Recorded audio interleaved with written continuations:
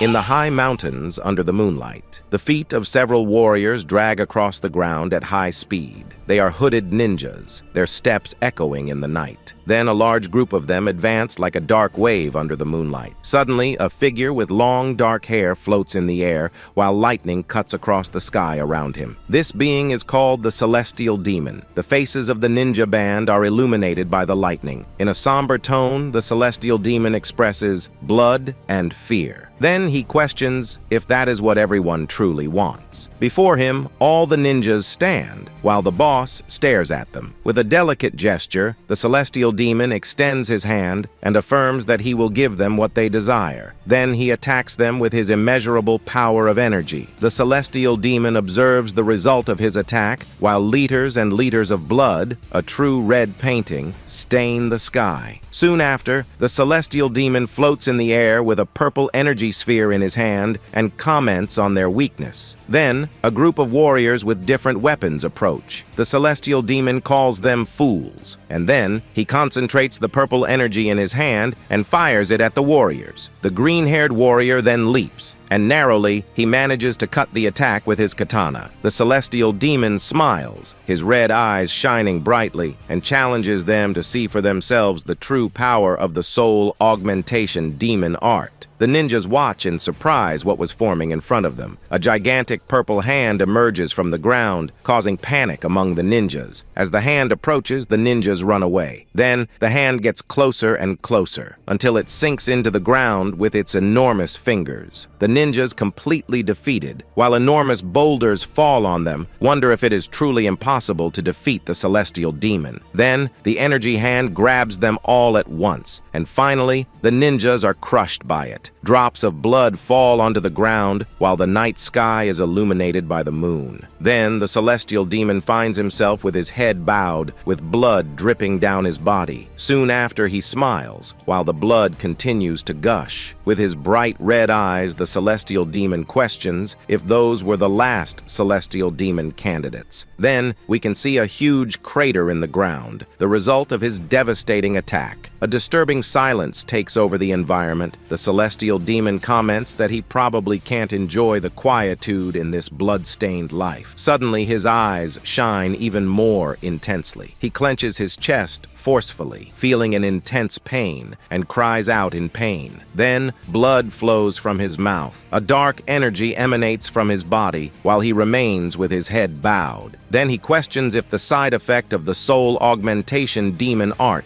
has already begun. He continues his reflection, remembering the absolute power he obtained by consuming thousands of souls, and how he believed he could overcome the price to pay for that power, even if the other celestial demons could not. While he says this, several ghostly souls emerge around him. With a sinister smile and red eyes, the celestial demon admits that perhaps it was only his arrogance speaking. Suddenly, two bright points appear in the darkness. The ghostly souls approach the celestial demon more and more, while he is enveloped by a purple energy. Suddenly, chains of purple energy bind his feet. The chains spread throughout his body, trapping him completely. With fury in his eyes, he questions who is trying to drag him to hell. Then, he begins to force his body more and more, emanating an even more powerful energy than normal. "Who dares to force me?" exclaims the celestial demon as he breaks some of the chains that bind him. Suddenly, a multicolored energy sphere forms before him. Surprised, he wonders what is happening. While floating in the air, enveloped in a bright light, the celestial demon realizes that something is wrong. Then he falls to the ground, realizing that the soul augmentation demon art was not just a demonic art that consumed the souls of others. As he dissolves into particles of light, the celestial demon expresses his desire to walk a completely different path in his next life, a peaceful and tranquil life. Now, in a tranquil village, traditional houses stretch out at the foot of an imposing mountain. A young man with dark hair is sitting by the side of a lake, watching the koi fish swimming. Suddenly, a young woman approaches him and calls him, asking if he is there again. She invites him to come in and have his meal before it gets cold. The young woman is So-So, a servant of the Golden Wall merchants. The young man then slowly gets up, revealing his delicate face. Suddenly, he turns sharply with his hand raised. startling Soso. He is Byeok-taesan, the second son of the Golden Wall merchants. Soso complains that he has been acting like that for a few days. Then, she sends him to his room immediately. Meanwhile, Byeok-taesan thinks to himself that he can't even cut her thin neck. He wonders what kind of weak body this is, and comments that he can't get used to this face, as it looks somewhat feminine. Yes, this is our powerful, but not so much now, celestial demon. As he looks at the water, his old appearance, the ghostly figure of the celestial demon floats over the lake. Back in the dining room, a lavish table is set with several dishes. Byeok-taesan sits at the table and begins to eat, while Soso watches him. Byeok-taesan sighs and comments that this body is worse than garbage. Soso asks him not to say that, and encourages him, saying that he will get better soon. She says she heard that an incredibly skillful doctor will be there this time. Byeok-taesan questions what a doctor whose name he has never heard of would be able to do. Then, Soso asks him not to act that way, and says that he needs to think positively so that positive things happen. Byeok-taesan then states that it has been 10 days since he woke up in that extremely weak body. He is the second son of the best merchant group in Wuhan. In his room, Byeok-taesan gets out of bed, shirtless, revealing his thin physique. He wonders where he is. Then, surrounded by Soso and an elderly doctor, Byeok-taesan wakes up. Soso happily confirms that he is awake. Looking to the side, our protagonist comments that this body is completely useless, as he can't even put on his own clothes or eat by himself. He also mentions Byeok-taesan's handsome face. In the garden of the house, our hero walks slowly, watching a leaf fall to the ground. He thinks that the biggest problem is that all his meridians are disconnected,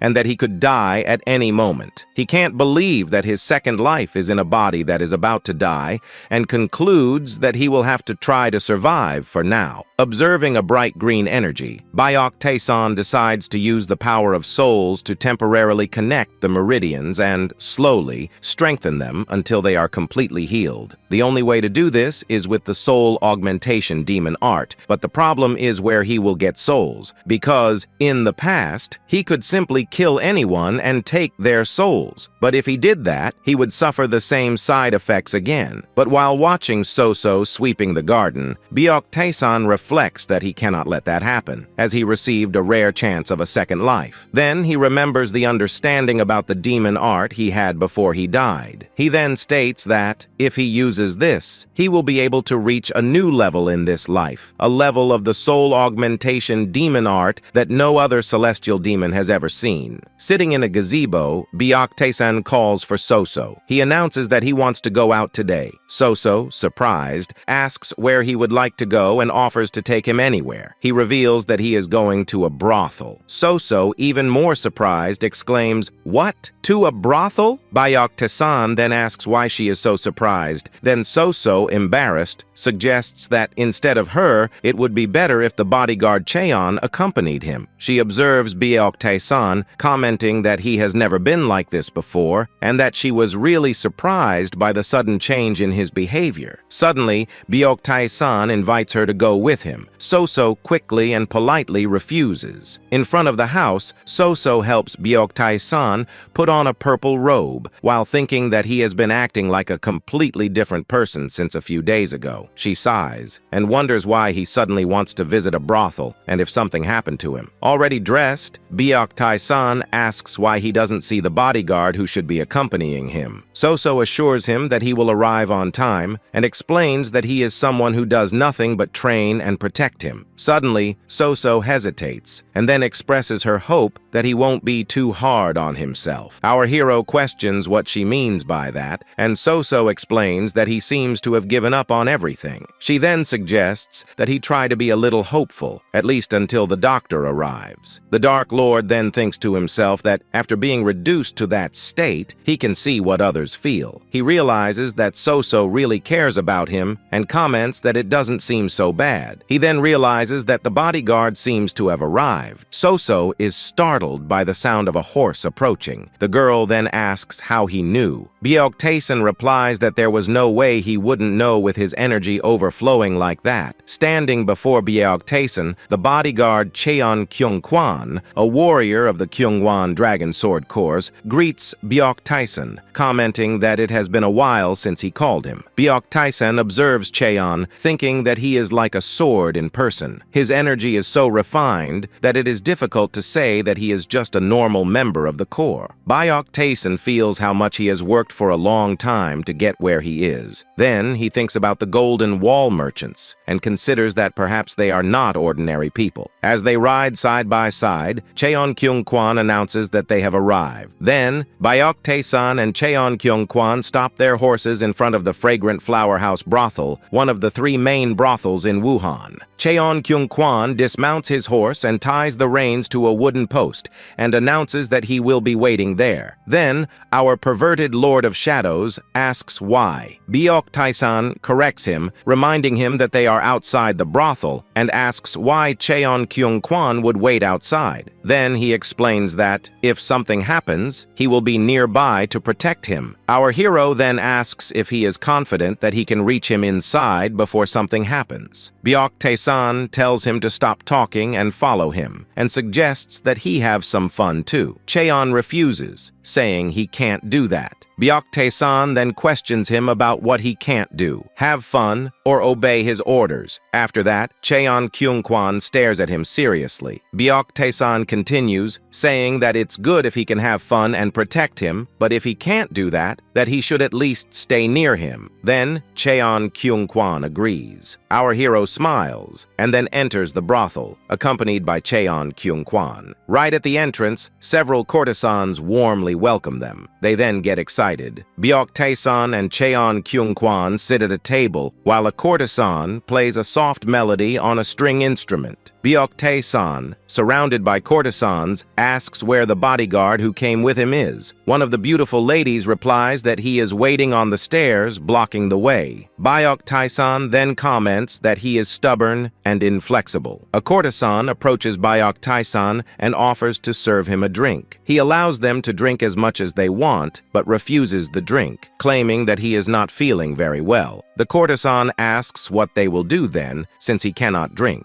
Byok-taesan then asks them to listen to the rumors about him, and asks them to tell him everything they know about the second son of the Golden Wall merchants. He proposes that they make a toast, and asks that each one tell what she knows. Later, while the brothel building shines under the moonlight, Byok-taesan remembers the rumors he heard, that he possesses 1,000 nyangs of gold, a small mansion, and some brothels as inheritance. Due to his health, he doesn't have much power or influence. It seems that everything else was given to the eldest son, Byok-taesu. Then he thinks to himself that it is a rumor that everyone in Wuhan knows, but it is information that he would never hear if he had stayed home. Byok-taesan then announces that it's enough talk and that it's time to begin. He comments that it would be difficult to handle them all, and looking at one of them, he states that only one would be enough. The courtesans are surprised by Byok-taesan's sudden choice. Now, in a room, Byok-taesan smiles while a courtesan approaches. The other courtesans wonder if he will return again, and why he chose only Hwaryong. Sitting side by side, Byok-taesan asks Hwaryong how long she has been in that brothel. She replies that it's about 10 years. Our hero then smiles and invites her to begin. As the other courtesans move away, they comment that Byok-taesan is so fragile and weak that it probably won't be much, but that he is handsome, says one of them, who expresses her desire to go next time. Cheon, still standing at the entrance, listens to the courtesan's conversation. Suddenly, moans echo through the brothel, shocking all the girls. Cheon-kyung-kwan, a random fat pervert who was in another room, even the security guards outside the brothel wonder what is happening. Several people around also listen and question where the loud and prolonged moans are coming from. A courtesan laughs and comments that the soundproof enchantment must have been released. Inside the room, the screaming continues, while Byok-taesan clenches the sheets tightly. Hwaryong also moans loudly. And well, sorry to disappoint you. Meanwhile, Byok Taeson concentrates a purple energy in his hand and directs it to Hwaryong's forehead. A bright green light emanates from her forehead, while Byok Taeson continues to channel his energy. Hwaryong then screams loudly in pain and pleasure. Then, dawn breaks, and the brothel shines brightly. Byok Taesan leaves the room, and Cheon Kyung-kwan, worried, asks if he is okay. Byok Taesan smiles and says he is feeling incredible. Cheon watches Byok Taeson walk away unconvinced. Meanwhile, Hwaryong leaves the room, and all the others wonder what happened inside. They are impressed by Hwaryong's radiant appearance and comment that she is radiating light and has become very beautiful. One of them observes that it seems that even her eyelashes have grown and questions if Byok Taesan gave her some kind of elixir. Hwaryong denies it and says she doesn't remember exactly what happened. She comments that her body feels extremely light, as if she had been reborn. Back at the Golden Wall merchant's house, So-So sweeps the garden, worried about Byok Taesan, as she fears that he may have fainted in the brothel. Suddenly, she hears footsteps approaching and turns to see Byok Taesan and Cheon Kyung-kwan walking towards her. She runs to him and asks if he really visited the brothel and if he is okay. Byok Taesan tells her to ask Cheon Kyung-kwan if she is curious. Then, Cheon Kyung-kwan, embarrassed, begins to cough slightly. So-So watches him walk away, thinking that Byok Taesan looks good, but wonders if he is really okay. In his room, Byok Taesan is sitting in a chair, meditating.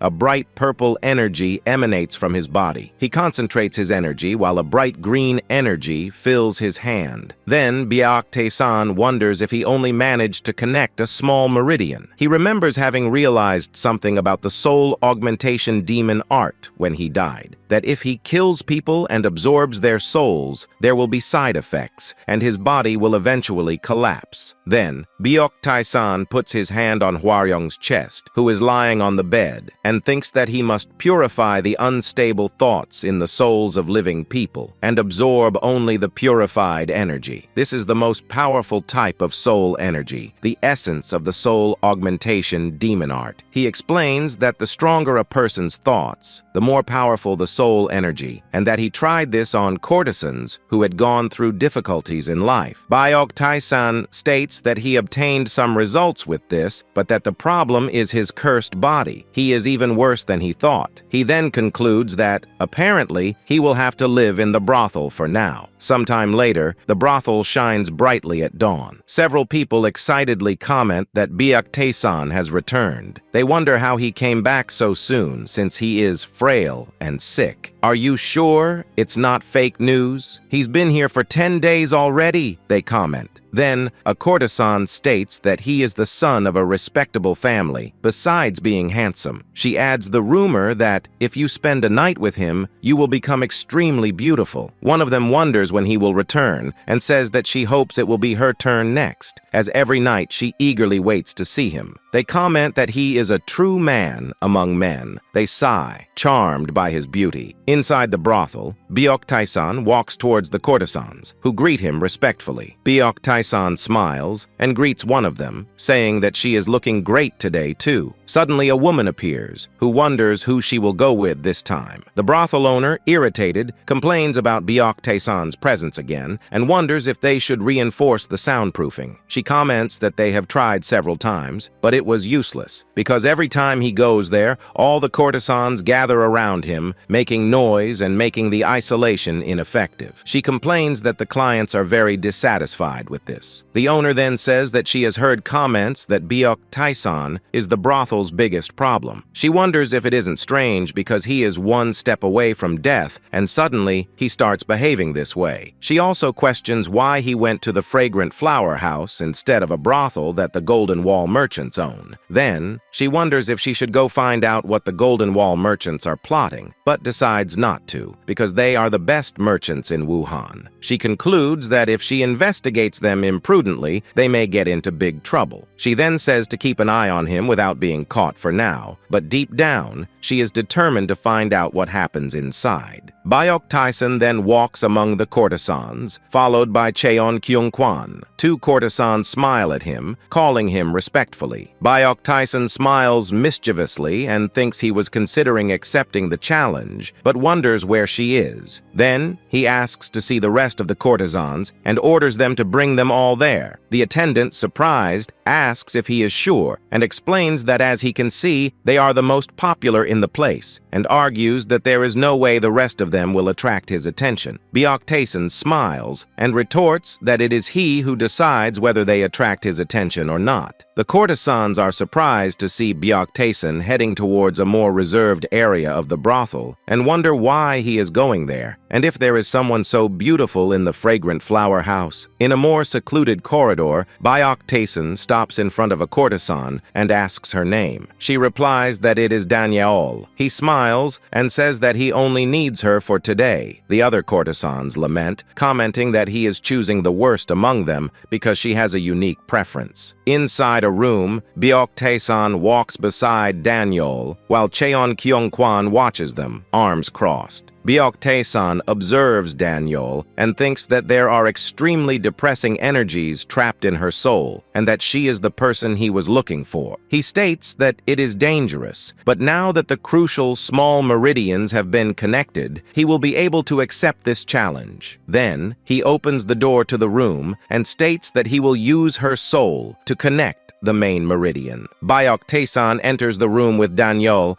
while she observes him, confused. Suddenly, Byok Tyson stops and asks why she is looking at him like that. He then laughs and calls for Cheon Kyung-kwan. Our warrior then replies promptly. Byok Tyson asks to borrow his sword. Immediately afterwards, Cheon Kyung-kwan quickly hands it over. Suddenly, Byok Tyson grips the sword firmly and throws it upwards, driving it forcefully into the ceiling. The sword shines intensely with a purple energy, and then droplets of blood begin to fall onto the blade. Cheon Kyung-kwan is shocked to see our protagonist's skill and wonders if he is an assassin. Byok Tyson smiles and comments that he is still alive and that although he has improved a little, executing delicate movements is still very difficult for him. Suddenly, more and more blood begins to drip from the ceiling. Danielle stares at him in fear. Byok Tyson then says he can leave the rest to Cheon Kyung-kwan as he has business with Danielle. He then approaches her and repeats her name. Danielle is frightened by his approach. Then, Byok Tyson reveals that he is going to drain her soul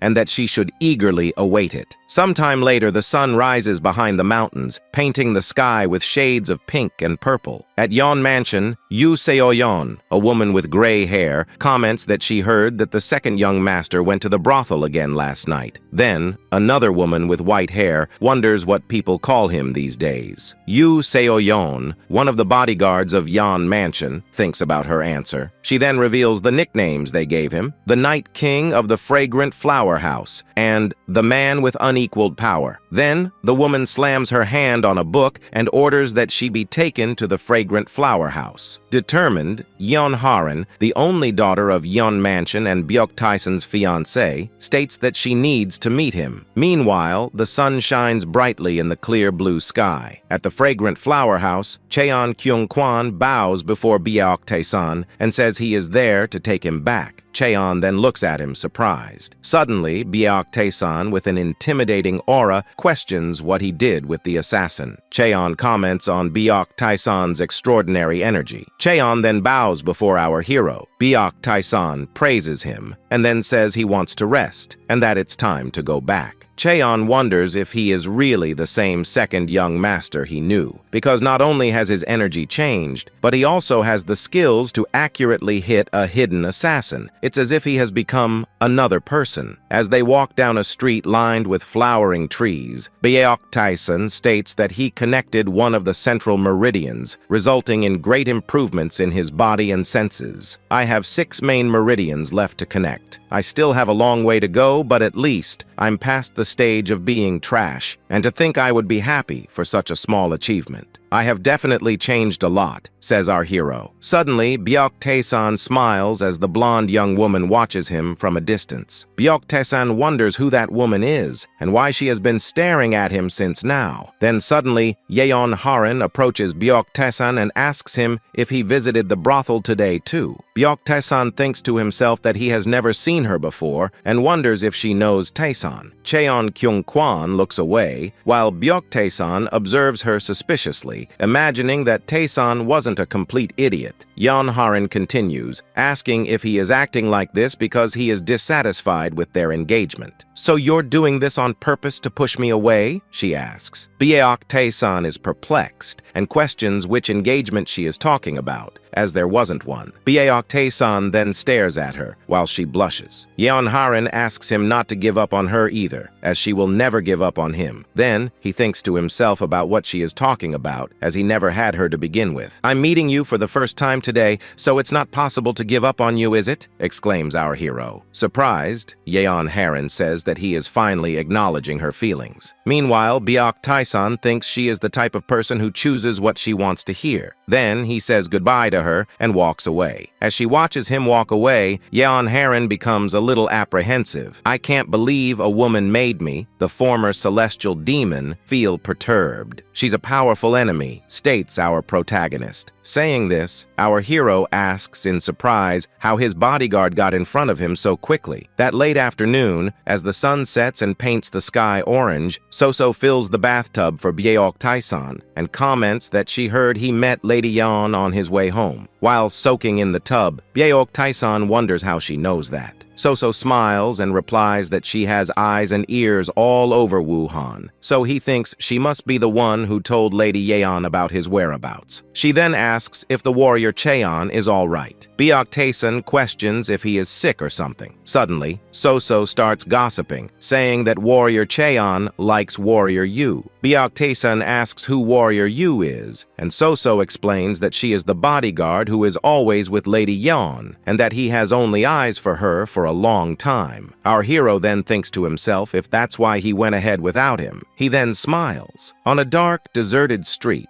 our former hero thinks about fear and respect. He reflects that it's something unimaginable now, when only fear and respect existed. He states that for some reason, he is not angry, probably because his soul is mixed with Byok-tae-san's soul, and that there are so many interesting things happening around. In the prison within the Golden Wall merchant's property, Cheon Kyung-kwan holds a lit torch, while observing a man tied and gagged. He comments that he blocked his pressure points for now, but that he is a cruel fellow who would do anything without batting an eye. Byok-tae-san smiles and says that's great, and tells him to open the cell. Inside the dark cell, illuminated only by the torches, Byok-tae-san observes the bound man. Then he smiles and comments that he is good, as he has negative energy all over his body. He thinks that the most dangerous thoughts are those of an assassin. However, they also have really powerful soul energy, which means he has a lot to extract from him. "Now that I have a main meridian connected, I can try this," says our hero, while ordering Kyung-kwan to stay outside. Cheon Kyung-kwan, surprised, asks what he is doing and warns that the man is dangerous. Byok-tae-san then questions him about what he can do, even if he knows, and says that he didn't even manage to detect the assassin's presence. Cheon Kyung-kwan is shocked and exclaims that it's different and that it's too dangerous for him to be alone. Suddenly, Byok-tae-san stares at him coldly and says he won't repeat himself. Cheon Kyung-kwan, sweating cold, says he understood, and then Byok-tae-san enters the cell. After that, our favorite bodyguard goes away. Outside, Cheon Kyung-kwan stands on the sidewalk, observing the night. He comments that he couldn't even breathe because of the pressure Byok-tae-san emanated.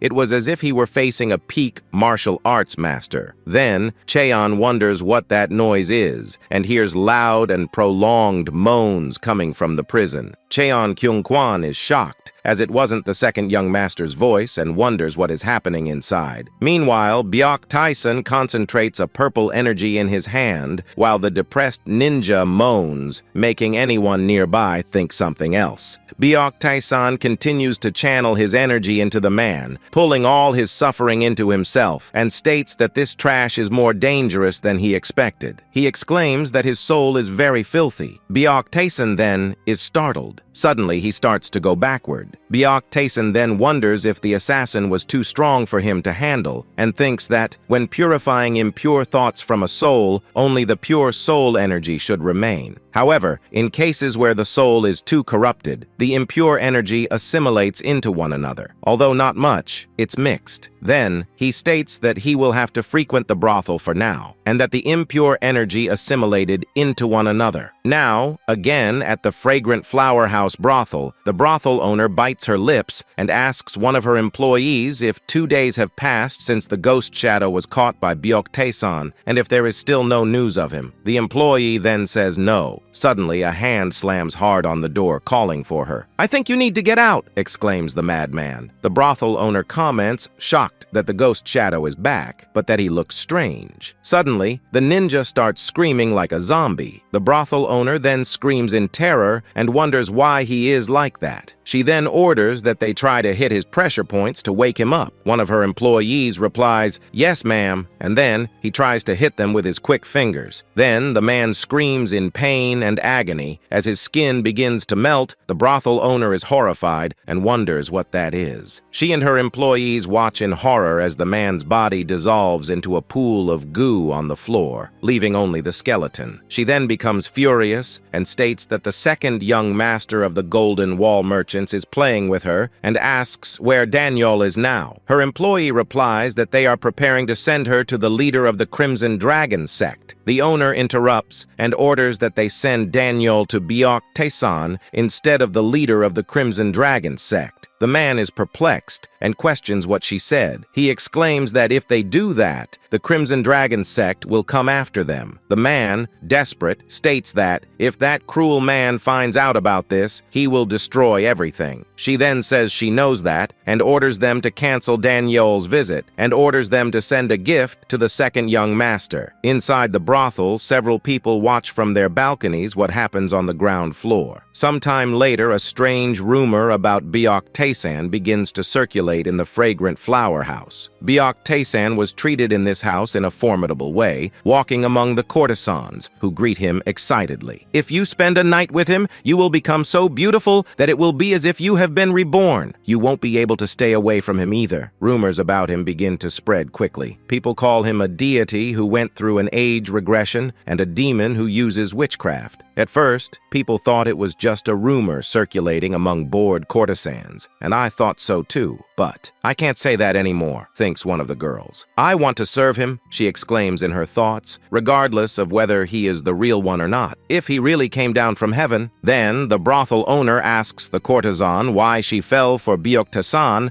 and asks what he said, if he said he would pay her debt and ask her to serve him. She then replies that he didn't say anything. The brothel owner then says that she doesn't know what he said to her, but states that she will be nothing more than a property of the fragrant flower house until her debt is paid.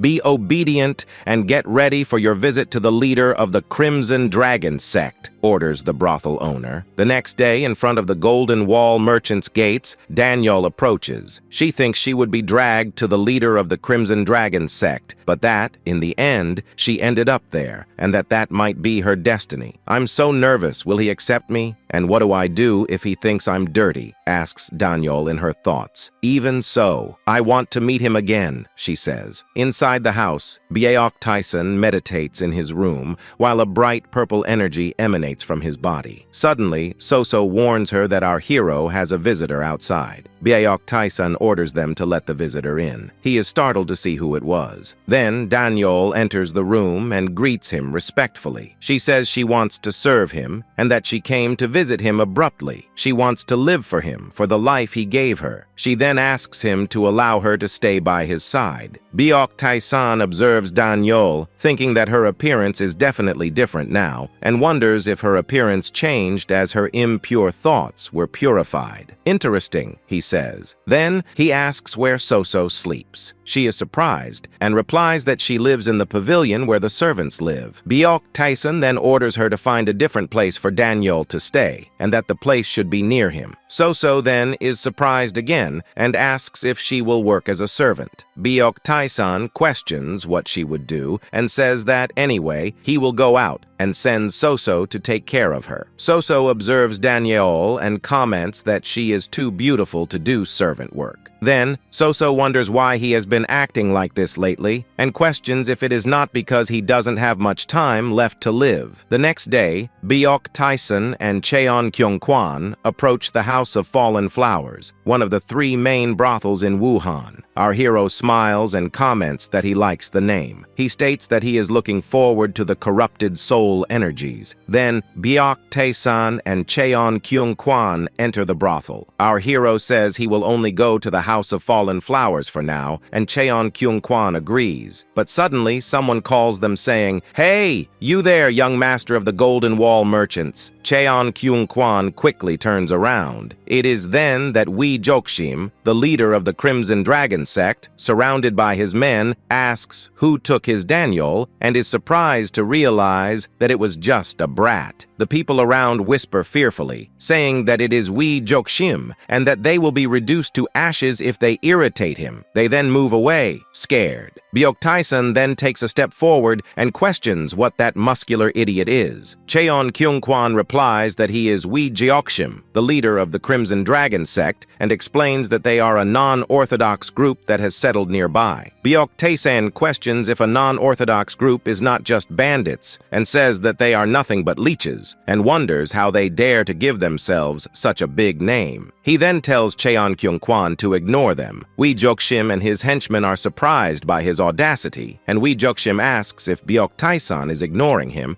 and suddenly calls him a gigolo. Byok Tae-san then turns, surprised, and repeats the word in his thoughts. Then, the ghostly image of the celestial demon overlaps with Byok Tae-san's. He thinks he already dislikes this pretty boy face even to the soul, and questions how he still dares to call him a gigolo. Wee Jokshim laughs and tells them to look at how scared Byok Tae-san is, and calls him a helpless bitch. Byok Tae-san tells Cheon Kyung-kwan that he will leave the rest to him, excluding Wee Jokshim. Cheon Kyung-kwan then stares at Wee Jokshim's 2 henchmen, thinking to himself, 2 men. But then they laugh and have fun challenging our hero. Meanwhile, Wee Jokshim asks Byok Tae-san what kind of bodyguards he hired just to look more masculine. He continues saying that since Byok Tae-san showed some courage, he will ignore that on the condition that he hands over Daniel. Byok Tae-san smiles and says there's no chance, and calls him talkative. "Are you fighting with that big mouth of yours?" asks our hero. Wee Jeokshim then asks what he said, and then, enraged, he attacks and states that Byok Tae-san really seems to want to go to hell today. Cheon Kyung-kwan is startled by the situation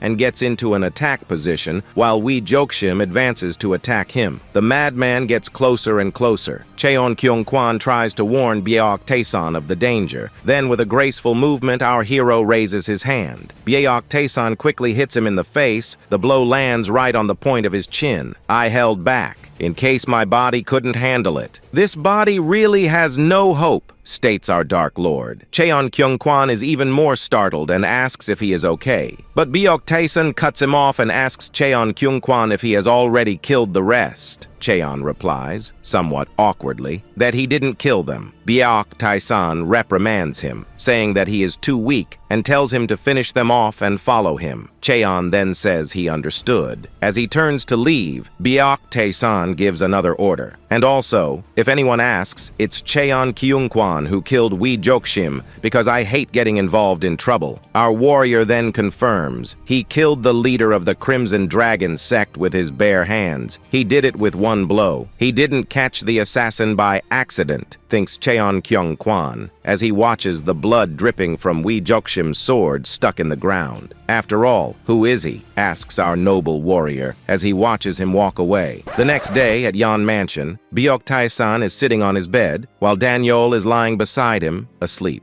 Byok Tae-san then states that his body is in bad shape and wonders if he used half the energy he had accumulated because, unlike when he was the celestial demon, this body breaks easily with the slightest impact. He admits that he knows he was reckless, but as the celestial demon, he cannot accept being called a gigolo. Suddenly, Byok-tae-san asks Cheon-kyung-kwan what Yeon Harin's bodyguard is doing there. Inside the house, Danyol is serving tea to Yu Seo-yeon. "Oh, sir, you're here," she exclaims upon seeing our hero approaching. Byok-tae-san observes her and comments that he doubts she is there because of the tea, and asks what the problem is. She then asks if that servant, referring to Danyol, was brought from the brothel. Byok-tae-san thinks that, strictly speaking, she came alone, but that he wouldn't bother to explain all that. And if that were the case, asks our hero. Then, Yu Seo-yeon stares at him. Byok-tae-san sighs, while Yu Seo-yeon asks if he just returned from the brothel. Our hero confirms, then Byok-tae-san asks what is wrong with her. Then she bows before Byok-tae-san, who stares at him coldly, and then announces that his engagement to the young lady will be broken. Yu Seo-yeon continues, summarizing the situation, explaining that someone sent a marriage proposal to his fiancée recently, and as it came from the Zhongli clan of the Murim Alliance, the master of Yeon Mansion decided, at the time, to break the engagement due to his actions. She says it hasn't been decided yet, and that the young lady is completely against the idea. Meanwhile, Byok-tae-san comments that it must be difficult for her to continue opposing the current situation. He then asks if Yeon Mansion sent her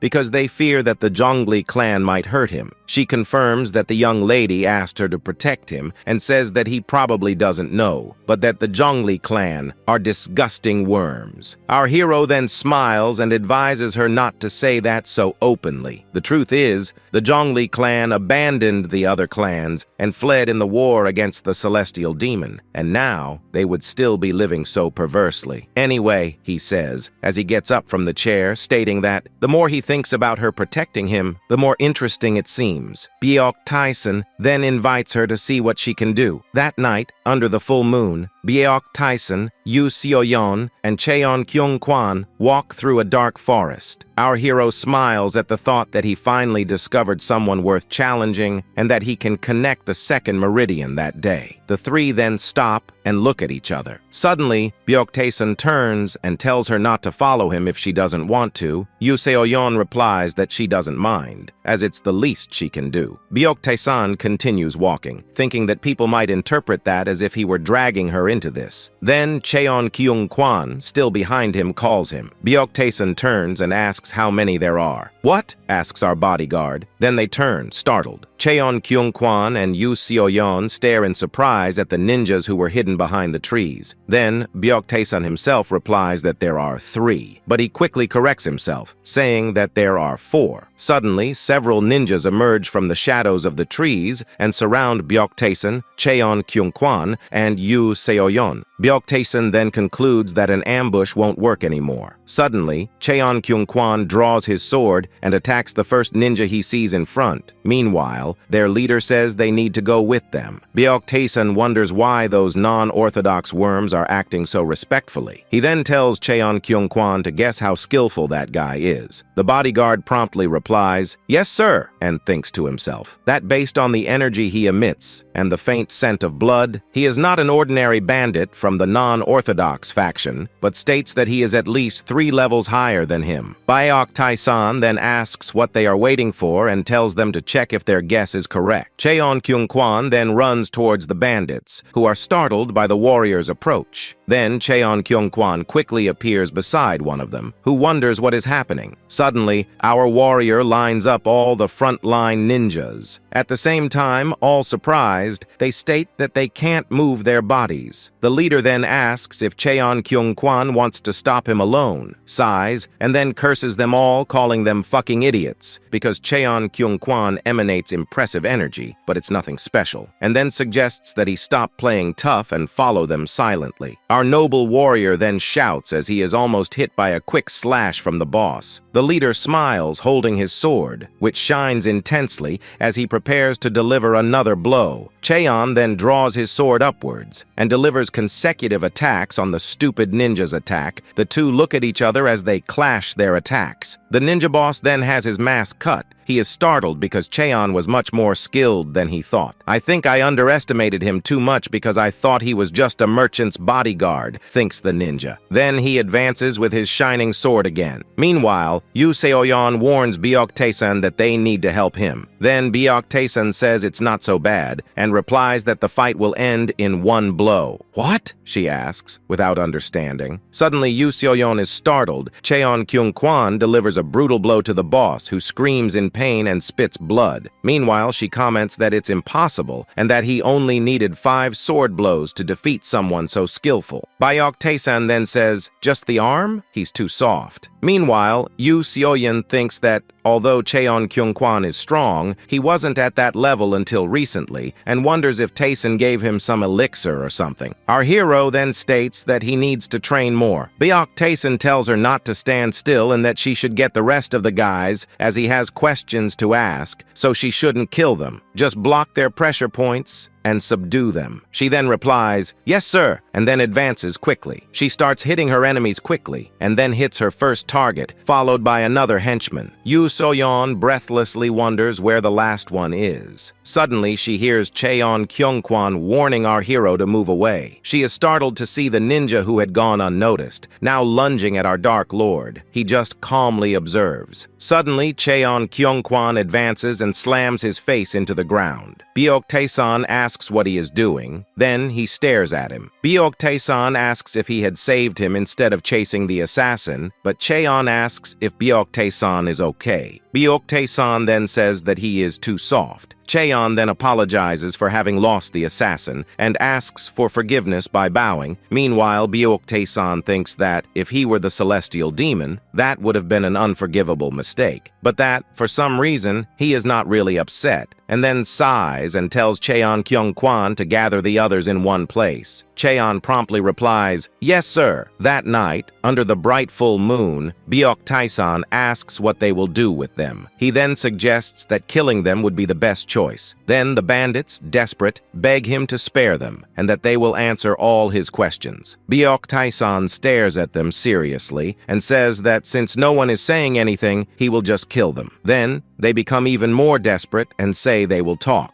They then identify themselves as members of the Crimson Dragon sect, and that they are there under the orders of their vice leader. They begin to tell what they did during the morning. They beat someone who refused to pay protection fees. They destroyed an inn for not wanting to serve them. Byok-tae-san then says that it is interesting and tells them to continue. The assassins celebrate that they survived. Byok-tae-san then says that he will keep them alive as long as they talk. Cheon Kyung-kwan confirms. Yu Seoyeon wonders if he will still go to the brothel after all that, and questions if he is crazy. At the House of Fallen Flowers, loud moans echo through the corridors. Cheon Kyung-kwan, as always, waits outside the room, but this time in the company of Yu Seoyeon, his crush. Embarrassed, they blush upon hearing the moans. Suddenly, Yu Seoyeon looks at him, who quickly looks away. Yu Seoyeon, curious about this whole situation, asks if he is all right, and if he is sure he doesn't need to go in. Cheon replies that everything is fine, and that they just need to wait until morning. Yu Seoyeon then asks what's up with his reaction, and if it can't be what she's thinking. And well, the moans don't stop and echo throughout the night. And as is customary, everyone in the place listens to that nonsense until dawn, including the ninjas still tied to the ground. Then, finally, the sun shines for everyone. It's dawn, and our hero finally leaves the room after a long night. Byok-tae-san, surprised, asks if they are still alive and reminds Cheon Kyung-kwan that he told him to keep them alive only if they were talking. Yu Seoyeon thinks to herself how Byok-tae-san is a beast. Cheon then states that they were talking until now. Upon hearing this, the ninjas, sweating cold, consider him a hero. Byok-tae-san then asks if it's true and asks for a summary. Cheon Kyung-kwan says he understood and explains that their orders were to take him to the Crimson Dragon sect. Byok Tae-san thinks that that guy definitely wasn't an ordinary non-orthodox martial artist. Then, our hero remembers the ninja boss's attack with his katana towards Cheon-kyung-kwan, who counterattacked narrowly. He states that a normal bodyguard would have difficulty dealing with him. Byok Tae-san comments that Cheon-kyung-kwan being stronger than they thought was an unexpected variable, but that it would be too blatant for the Zhongli clan to be behind this. Byok Tae-san says that they will return to the Golden Wall merchant's property first and tells them to take the ninjas with them. Cheon-kyung-kwan then replies, "Yes, sir." Back at the merchant's property, Byok Tae-san places his hands on the gates and says he will cast a restriction on them first. And well, restriction is a spell that restricts a certain action. After that, he calls his two companions and announces that he will teach them some useful martial arts from that day on, and tells them to pay attention and learn well. Cheon-kyung-kwan and Yu Seoyeon look at each other, surprised, and wonder if he is teaching them martial arts. Byok Tae-san continues, explaining that this is a simple restriction technique and that he will start by teaching them that. He then gestures with his hands, showing where to concentrate the inner energy, and says to infuse the inner energy and interrupt the functioning at that point.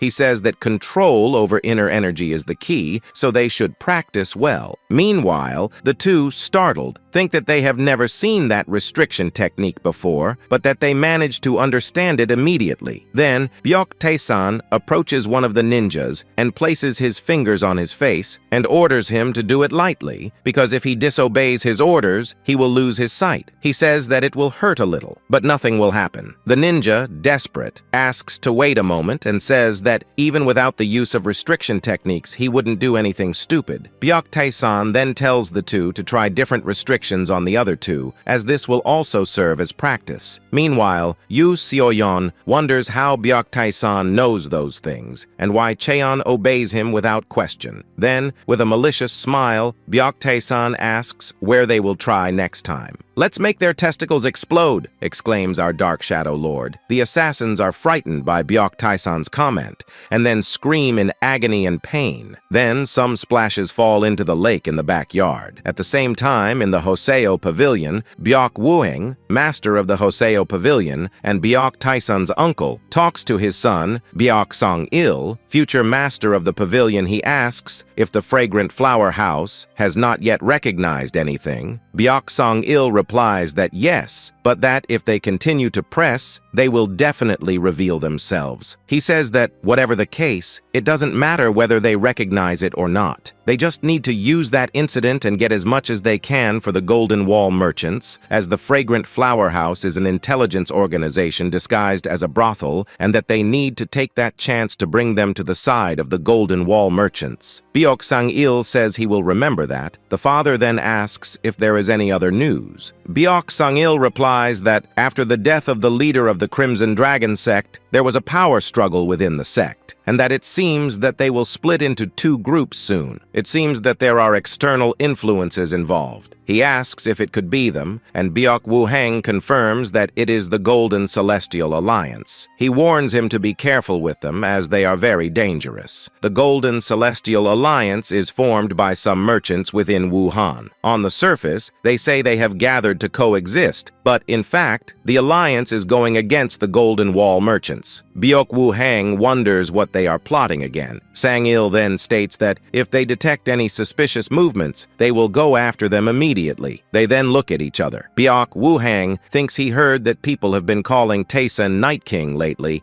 and asks if he has heard of any special medicine or food that he is consuming. Byok Sang-il replies that he hasn't heard anything, and thinks he just has a lot of energy at the cost of his health. He says that nobody knows when he might die, but that he is investing a lot of his vigor in this, and that this will only shorten his own life. Byok Wooheng sighs and says he already knows that, but states that, even so, he envies him. The next day, in the morning, in front of Byok Tae-san's house, So-so looks at Cheon-kyung-kwan and Yu Seoyeon and calls them shyly, asking what happened. Our hero then explains that, as he had said that he needed some workers, so he brought them back. But So-so looks at the ninjas and comments that they look a little strange. Byok Tae-san then says that if she doesn't like them, just don't use them. So then thinks that he remembered what she said casually and brought back those fierce-looking workers. She says she feels that he has become strangely kinder. Byok Tae-san then raises his fingers and tells them that, starting from the left, their new names are Black 1, Black 2, and Black 3, because they all came from dark places in the world, and that they will be called Blacks. What? They ask. Soon, Byok Tae-san asks with his bright eyes if they are not happy with that, and promptly, as they slam their faces hard on the ground, they reply that it's okay, and that they love their new names. They then say, "That's right, they are the Blacks, exactly Black 1, exclaims one of them. Byok Tae-san asks if So heard well. Now those are their names. Use them as you wish, states our hero. Then, Byok Tae-san asks where Kyung-kwan is. So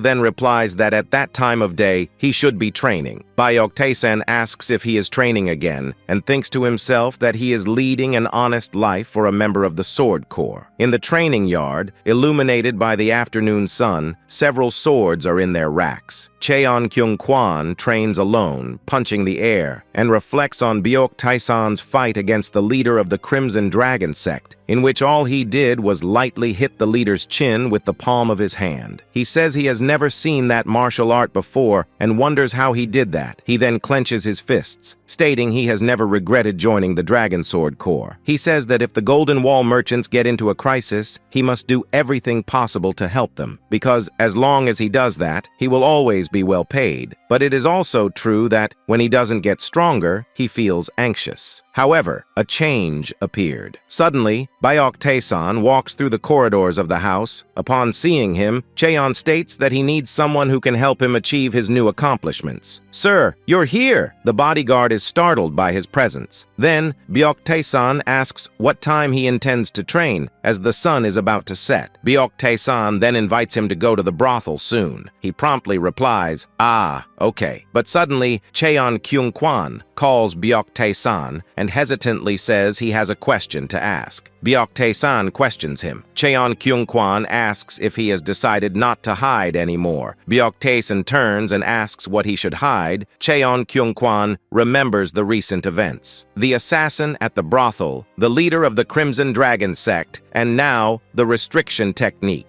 Cheon states that after seeing all that, he is now sure. He realized who I really am, thinks our hero. Byok Tae-san then states that he thought he was just a muscular idiot and wonders if he let his guard down too much. "I still can't let anyone know that I am the celestial demon. I was starting to like him little by little, but in the end, I have no choice but to kill him," thinks our villain.